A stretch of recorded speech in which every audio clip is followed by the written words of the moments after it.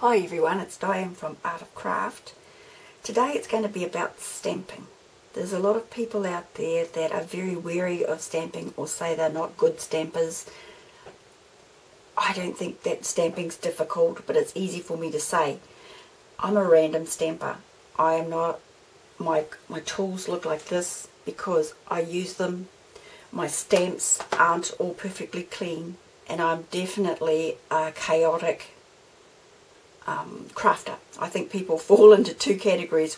One of them is chaotic and the other one where they have to have everything neat and tidy. I'm definitely in the use it and abuse it and love it category, and have to have lots of things around me to help inspire me. Today we're going to use the Blanche stamps. I think these are gorgeous. I will put down below a site where you can go to. I think it's the ladies site that actually designs these stamps, and they'll tell you more about them in German and in English, but I thought it would be fun to show you what I do with all these stamps. I'm going to be using my distress inks to colour later. I'm going to show you another favourite of mine, tool of mine to use when I'm colouring these stamps, and I want to show you just how easy it is. It isn't difficult. It is slash and dash. I'm a slash and dash girl. I'm not particularly particular about where I put the colour. I'm not worried about where the sun's coming from or where the light's hitting the picture.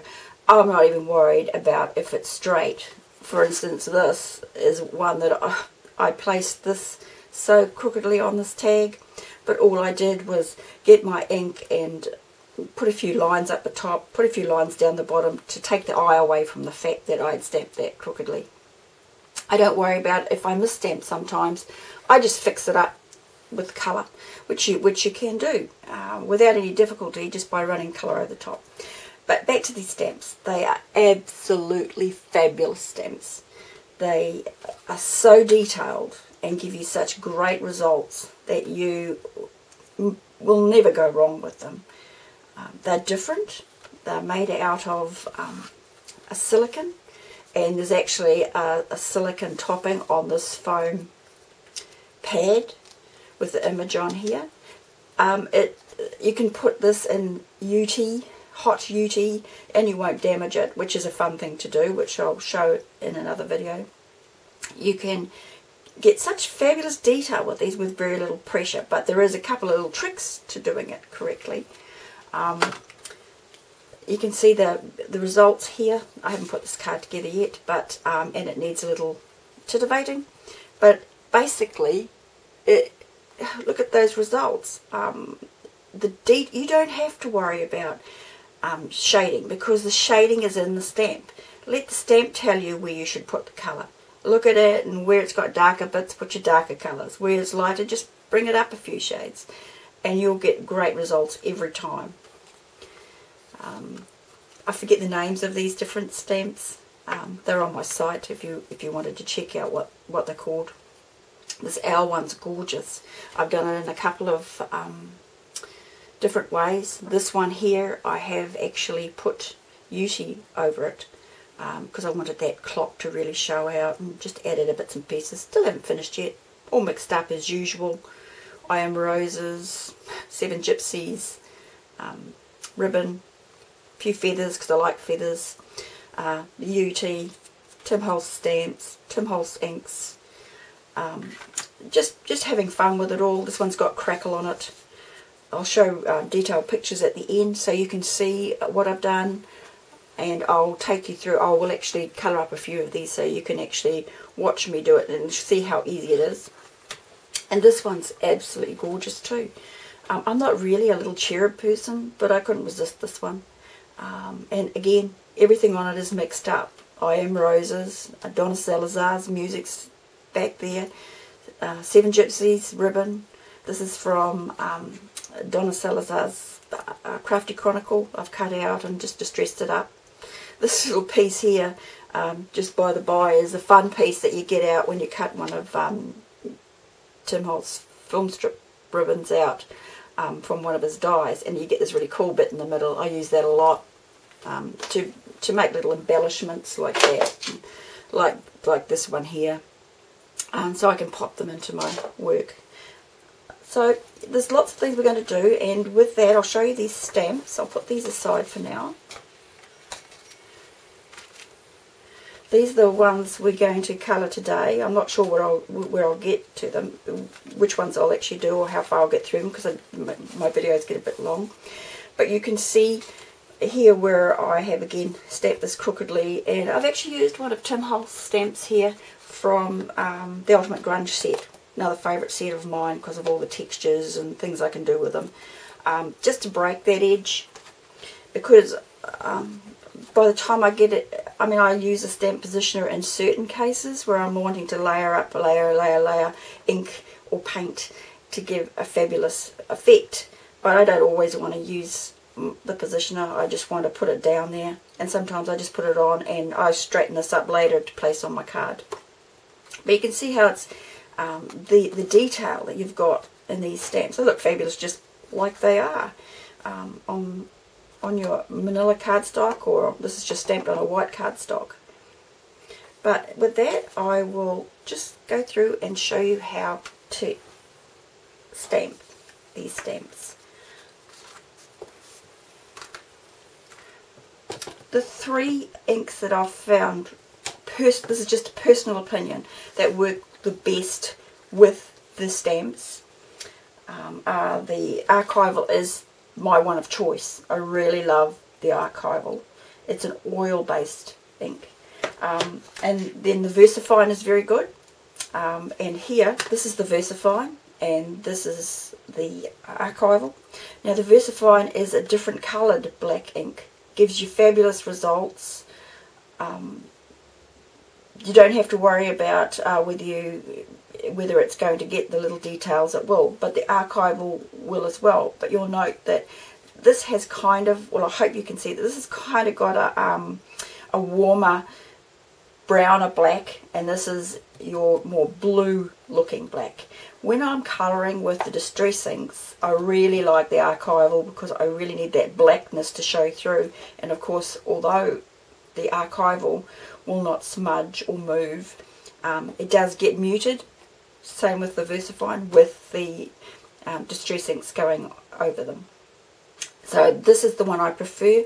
You might prefer this one. Now you're going to, if you're a Copic person and you're using your Copic pens, you're going to need to use your Memento, and it stamps well too. It doesn't stamp as, for me, as well as these two do, but definitely well up in the quality, so you'll really enjoy using that with your Copic pen. When you've chosen whether you're going to be using a manila or a white cardstock, you want a smooth cardstock. There's lots of them out there. Everybody's got their favourite. Just remember, if you're using alcohol ink, you're going to have to choose one that is the Copic alcohol ink markers that will sit on it nicely. The tricks to stamping with these stamps are, the detail in these stamps is very fine. So you can't get your pad and you can't mash it into your stamp, because the ink will fill all those fine details and you'll end up with a result that looks like this. Now you might think that that looks fine, and you could actually paint it up and it look absolutely beautiful, but it's not the same result as one like this, where you've got lots of fine detail in there. This is the Archival. Lots of fine detail in there, and it's going to be darker, it's going to appear darker, and you're not going to be able to let that stamp work as well for you when you're painting it. Also, just by the by, if you misstamp like I have here, because I have not applied the right pressure, and these stamps don't require a lot of pressure, but I was just seeing how it would go if I just placed it. Don't worry about it. You're going to be able to easily disguise that. Don't throw this away and think that you can't use it, because you can. And I think a lot of people get all paranoid about how perfectly these things stamped. Look, I mean, this will have marks on it. Because I'm not a tidy stamper, I have marks. I just blend them into the backgrounds when I'm painting them. So don't worry about those little marks and details. They'll all come out in the wash. But this is definitely what you get when you mash it. You'll also get a similar effect if you've got a very over-inked pad, which I know we all do occasionally. We over-ink our pads. We put too much in there when we re-ink them. And of course, then again, it gets into those fine details. And you're not going to get a good impression if that's happened. The other thing you've got to do when you are inking these is to just tap down lightly all over the stamp. You then, I won't do it now because I need to colour and I'll get this all over myself, but I will in other videos. You turn it over and you put it down, place it onto your paper so it's stamped, and then this has got a spongy background. You know, you don't want to go way into it, because again, if you try and way into it, you're going to get that black and mash effect. What you need to do is just run over it with your fingers. Just walk your fingers over the top of it like this. That's enough pressure to cover all the points that you need to get the most perfect image for you to apply your ink to. So do that and you'll get a good image every time. And if you miss a little spot, it doesn't matter. You'll be able to blend it out when you colour with your distress inks or whatever medium that you've chosen. It stamps beautifully on the manila cardstock, as you can see here. Different effect. You get, obviously, as the colours as you paint them are going to come through in a different way. You can see they get a little bit of where this has got a white reflect in it. This one comes through and you can tell that the base of that is the manila. Does a beautiful job though, absolutely gorgeous job. Anybody knows me knows that I love manila cardstock. Just before I start colouring, I just wanted to say, if you have trouble choosing colours for these different stamps that you see out there, go to one of the websites that sell stamps and have a look at the pictures that are there, and you can perhaps copy out, for instance, like this particular picture, to give you an idea. I know this is really blurred and enlarged, but just to give you an idea of what colours you'd like to be using if you don't feel confident enough for a start to actually start choosing different colours. The equipment that I'm using is my favourites, which I've been through in other videos, which are my pens, one filled with the Dove blending solution, water, and a dry one. And the other thing I'm going to be using are the cut and dry nibs. I love these cut and dry nibs. And you can see why when you start to use them. They look like this. They've got I don't know what they're made out of, but they do the job beautifully. Usually when I'm colouring, if I'm not sure of how the colour is going to appear on my manila cardstock, I will have a tag beside me. Now I'm not going to waste this tag because I'll just gesso over it or do whatever and use that tag anyway after I've finished. And you can see you can get quite precise marks with this, and to be able to colour in and get points, it's great because it actually means that you can get heavier colour than you would perhaps with your water brush, or if your pads are a little dry and you're having trouble using a dry brush on them, which I do occasionally, you don't really want to apply water, you can use these. You can even put a little water into them because they seem to absorb it before you start. Just dip it in your water, so there's a little water in there if your pads are a little dry. Okay, let's go to it. I have my usual note that it's really messy because it's got ink all over it, but my colour palettes from Ranger, that one's the Adirondack one, this is the Distress ink, and it's the Distress ink we're going to be mostly using today. So I'll just choose the colours that I'm going to be using to actually colour the owl in, and I'm going to be using the tea dye, the pumice, the vintage photo, and the marigold, dried marigold, and we'll see what I decide to put in there later, or if I really need to put anything in later.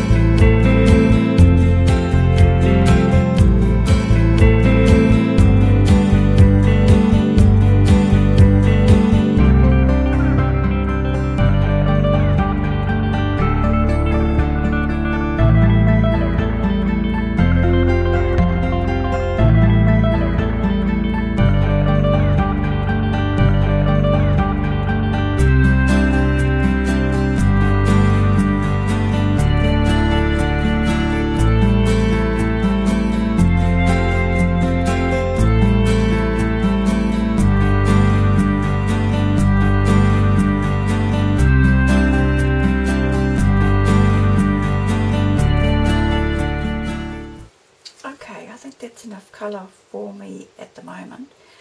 The next thing I'm going to do is something a bit unusual that I learned from that Blanche site that works really, really well. This is Tattered Angels Glimmer Glaze. Now this has a glimmer in the bottom of it, but that's not what we're after at the moment. What we're looking for is a nice flat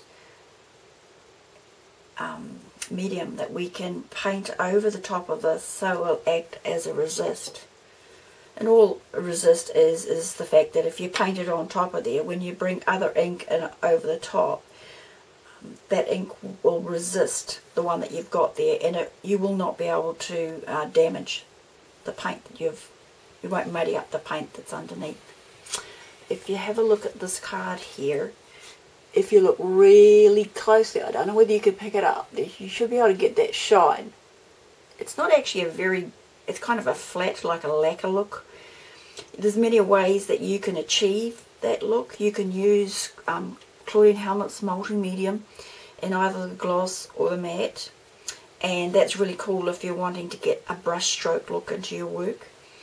You can use glossy accents, and the glossy accents is going to give you, this is actually Uti, but it gives you the same effect where it's quite thick and dimensional, even more dimensional than this Uti on here. It will stand up and give you that type of look. So that's good, and you can use that in matte too. I find the matte and the gloss and the accents. There's a matte one that's like the glossy accent. So here it is. That makes it too dull for me. That is this is a medium that I use in another way. So it's not a really shiny effect, and it's not quite what you'd be looking for, I wouldn't have thought. But this works fabulously. It has the added bonus of it has a little brush in there. So if you ever want to glaze over something so it acts as a resist, this stuff's fabulous. And you get a little bottle, the little brush, you got the added bonus of the glimmer in the bottom when you're wanting to use it. But this area here, the top of it, when you've used it down a bit, you get even more glimmer because you haven't used any of the glimmer in the bottom, so that's a bit of a bonus for you. Okay, we're going to paint this on.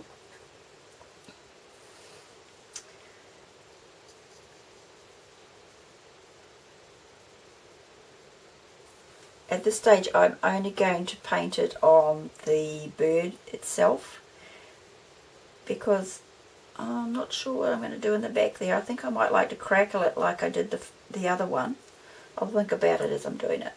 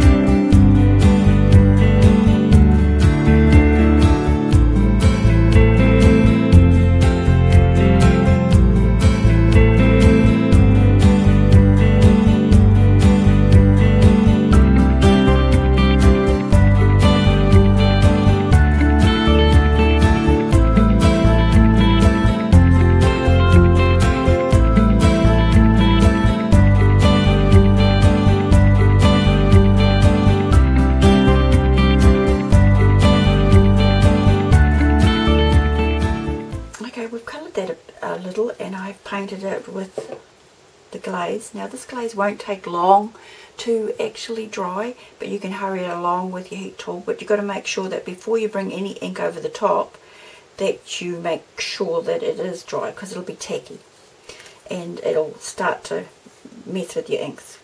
So I hope you can see there's a little gleam there. It's not really glossy. I'm just trying to catch the light, and it does bring up the details that are in the image that you've painted. And I've placed it on the bird, on the clock face, on the clock hands, and around the edges. But like I said before, I've used this one of the Ultimate Grunge stamps, the little ones from one of Tim Holtz's collections on the bottom here. And I don't know how this is going to turn out, but I think I want to put a little glaze around. When you're painting your glaze on this area, if you go out over the edge, obviously that's going to resist, and so it's going to show cream of the card. I don't even worry about that, to be honest with you, because I kind of like the way it looks. It looks a little cool. It doesn't faze me at all. You might, and if you're really particular, then you know, go for it and make sure you're extra careful. But you can see little pieces in this particular one where I have missed. I just think it adds to it. Looks like I've painted a little there. But I do like to have quite a grungy, worked on look in my type style of tag and card and on my scrapbook pages. So but it's purely up to you. It's whatever you like. If you like it precise, be precise. So I think I'm just going to splash a little bit of this around, and it will mean that some of the cream will come through, but I'm just going to see what it turns out like. It might add to kind of cool effect to this shattered glass look. I won't think about it very much as I'm doing this, because if I think about it, it'll take too long to do it. If you can't see where you've been, you can hold it up to the light and just check out your marks. But I think this might be fun. So let's see what happens.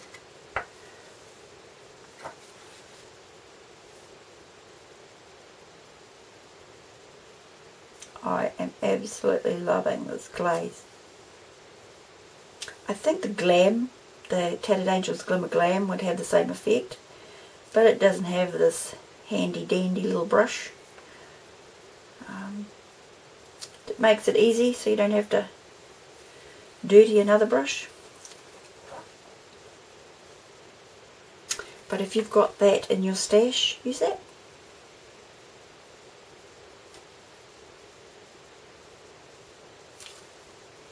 How's that looking?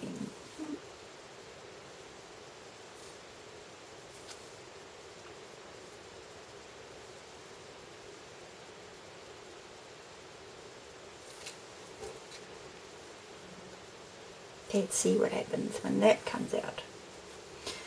The other thing I think I'd like to do is put some Distress Crackle paint on the face of the clock. So, might as well used. Don't you just love it?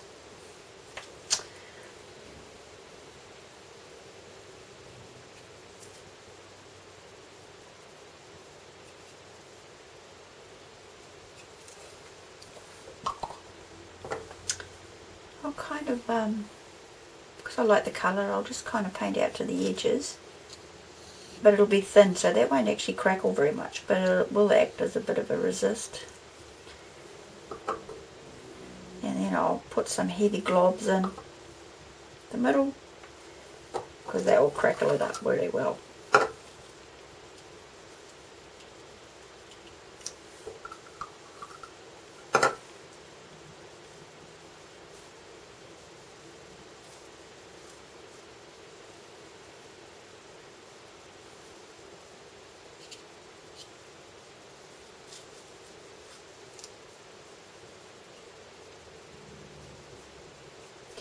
If you paint this crackle paint is really cool stuff. I really like it a lot.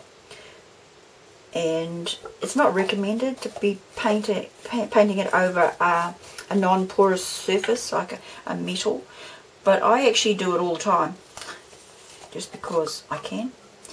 And all I do is, once I've crackled it, once it's done its crackly thing, it's going to flake off that non-porous surface, but sometimes I knock away some of the flakes, and then I actually go over the top with either a glossy accents or one of Claudine Helmut's multi-mediums to make those flakes that are trying to come away stick down again after I've coloured it. And I really like that look. I like what it does. I think that's enough on there. I'm going to colour the background on this one, and I've just chosen a few colours out that I'd like to use from off my charts.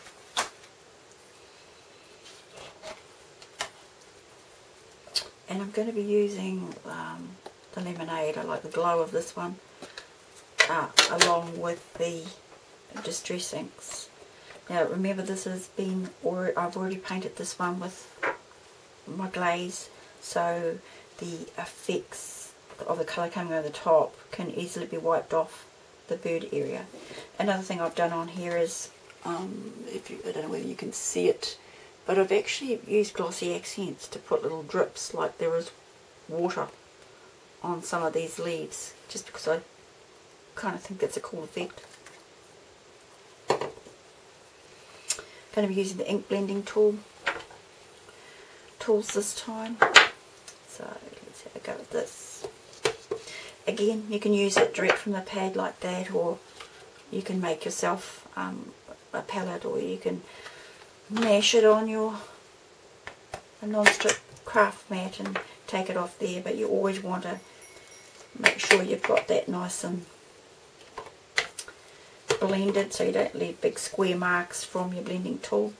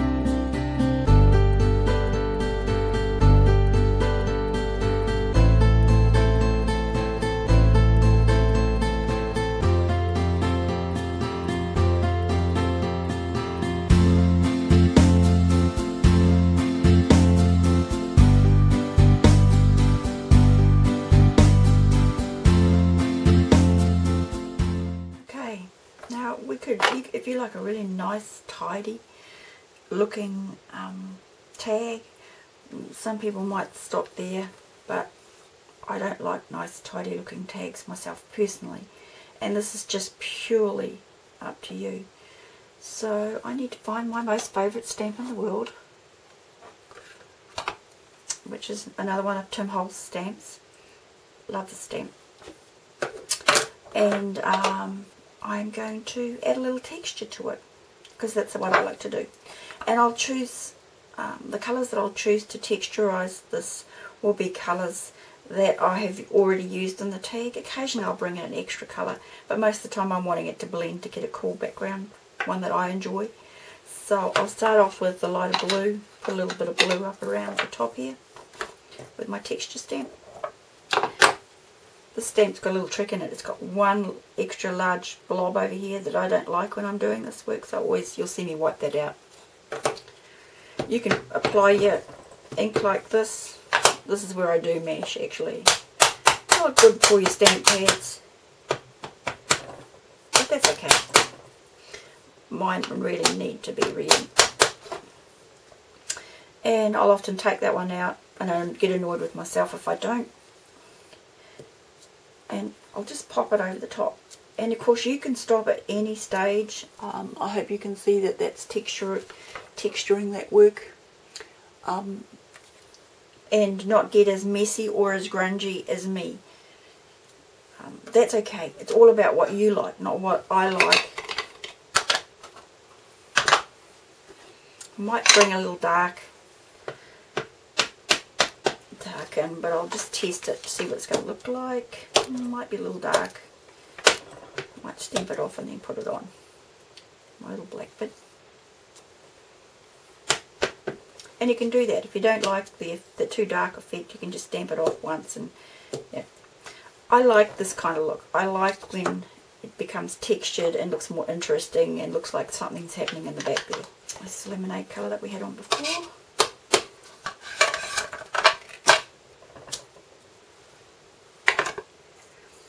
as you're layering these up, of course, when you apply the same colour over the base colour, it will get darker. It will get darker as you apply more colour.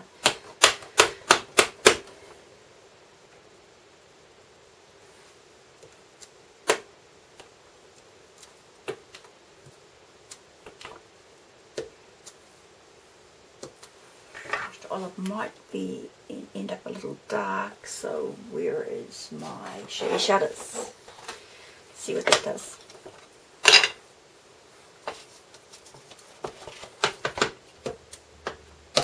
Might be a little light, a little bit. A little bit of paint. Might be a little dark. Same bit of paints.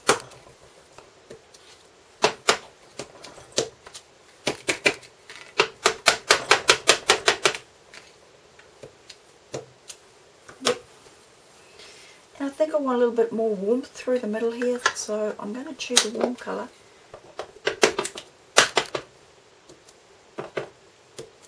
Okay, like that. Don't be afraid to try things. It's always fun to try things. It's only a piece of card, and actually this is one of the ones that I misstamped and was a little dark, so I did too much of the mashing thing on it. Don't forget to give it a frame too. Make sure there's no ink on your image. Clean it up a little.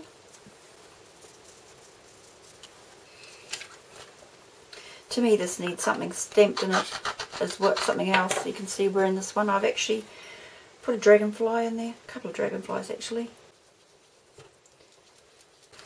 Now you can do it by just going around the edges like that, or you can do it by smooching it on. But you can see where it does make a big difference. It just gives that a frame for the picture to work within.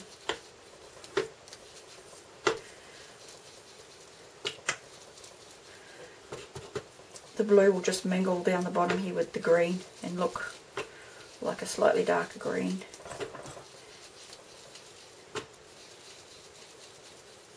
So there it is.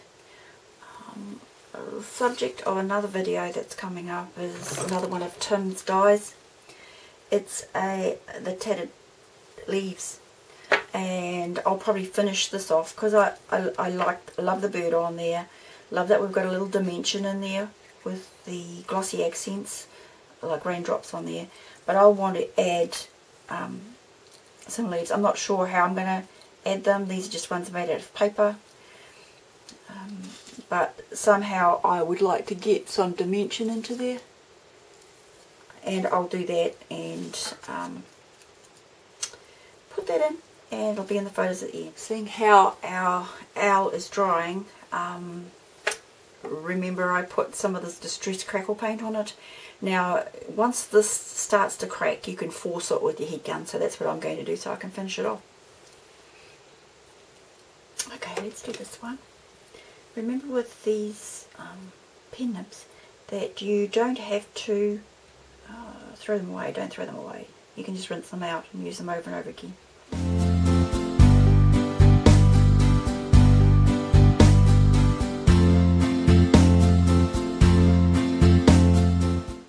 Pink isn't sliding as well on this image, so I'm just going to put on some Dove blending solution. And I'll colour it all over. It just makes a nice slippery surface for the ink to blend on.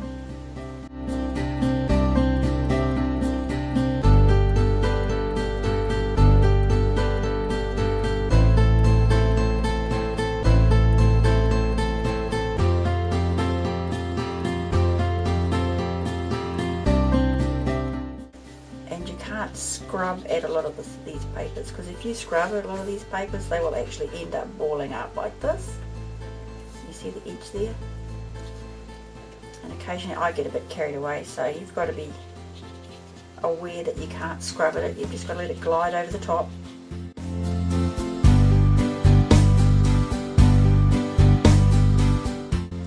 If you feel your surface is getting wet at any stage, just grab your heat tool, because you do not want it. And remember, these colours go on very dark, well, darker I should say, and they dry lighter. So sometimes when you think that you've got an area too dark, you haven't.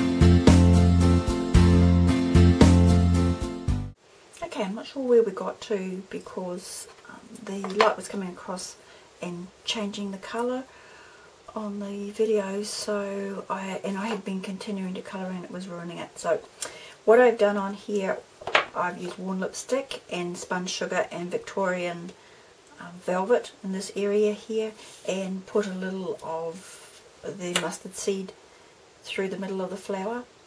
I've used old paper and weathered wood through this area here, and a bit of green around the edges, a little blue on the angel wing there, and I have glazed it all.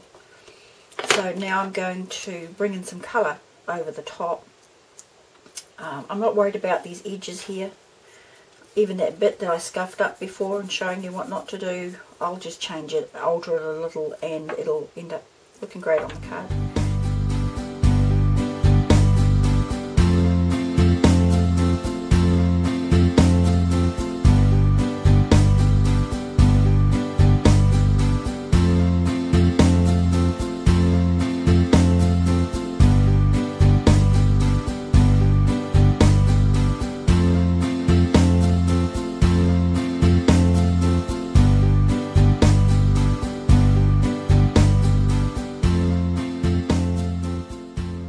Could actually stamp music or do something around there, and I could muck this up. You can see where I've done an effect on this one here where I've needed to cover up my finger marks, and this is a similar effect on the back here. I've decided to finish off the back of the tag that way, and all I've done is use the archival ink pad and just used it directly onto the card. You just got to be careful about the level. Make sure you don't go over your image too much. If you do, well, you do. Don't get all upset about it.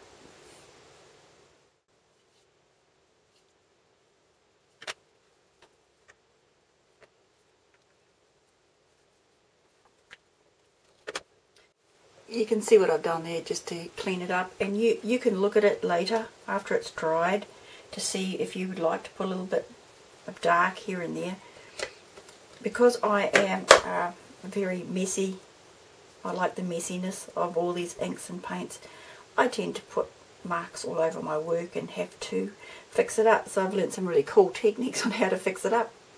So we'll dry that, and I will probably go over this a little bit more with my ink blending tool to bring a little extra colour in around the edge. Okay, we're back to the owl again. I'll just quickly finish him up a little bit, and before we show you the photos at the end, because I've This seems to be taking an awfully long time. I don't want to bore you. So I'm going to use a bit of antique linen first.